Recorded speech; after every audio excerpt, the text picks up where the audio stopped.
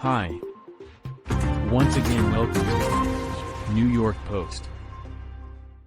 Russian and Ukrainian diplomats were set to resume talks Monday, a day after Moscow focused its attack on a key military base near the Polish border.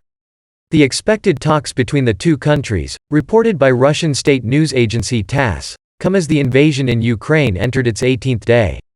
Ukraine hopes the planned negotiations will pave the way for more civilians to evacuate the war-torn country. On Sunday, 35 people were killed and 134 were wounded after Russia targeted the sprawling facility at Yavoriv with more than 30 cruise missiles, officials said. The military base, located less than 15 miles from Poland, has long been used to train Ukrainian soldiers, often with help from the US and other NATO countries. Also Sunday, Russian fighters fired at the airport in the western city of Ivano-Frankivsk, which is less than 94 miles north of Romania, another NATO ally. NATO said Sunday that it currently does not have any personnel in Ukraine. The US, though, has increased its number of troops deployed to Poland. The UN has so far reported at least 596 civilian deaths in the ongoing invasion. The actual toll is believed to be much higher. Millions of Ukrainians have fled their homes during the conflict. Officials in Ukraine on Sunday said more than 10 safe routes were set to open Monday, including one from the besieged port city of Mariupol.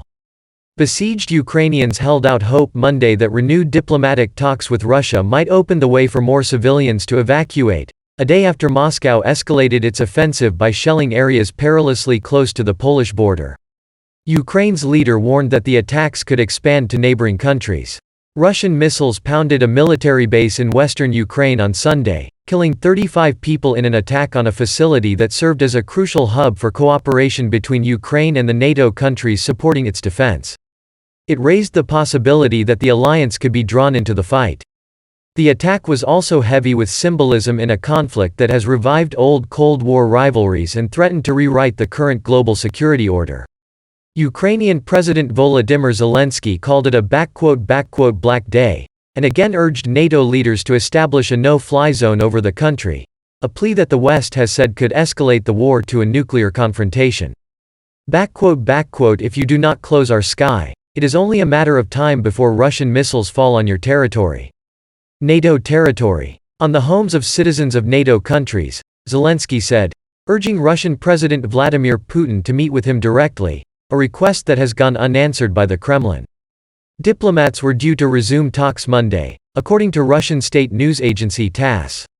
Meanwhile, US President Joe Biden is sending his national security advisor to Rome to meet with a Chinese official over worries that Beijing is amplifying Russian disinformation and may help Moscow evade Western economic sanctions. The UN has recorded at least 596 civilian deaths, though it believes the true toll is much higher, and Ukraine's Prosecutor General's office said that at least 85 children are among them. Millions more people have fled their homes amid the largest land conflict in Europe since World War II.